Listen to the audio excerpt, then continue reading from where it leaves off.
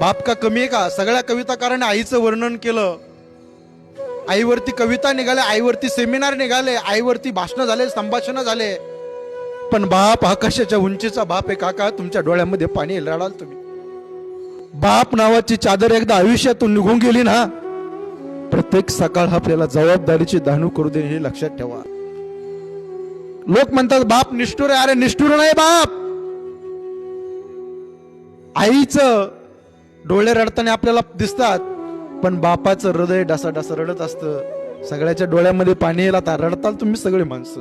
पितो काय टाप आहे त्या बापाची मुलीच्या डोळ्यामध्ये डोळे घालून पाहण्याची? नाही पाहू शकत हो. मुलीना बापाला पाहिलं तर पळत जाते, पप्पा येते पप्पा. गळ्यामध्ये मिठी टाकून डसा डसा ती मुलगी रडते.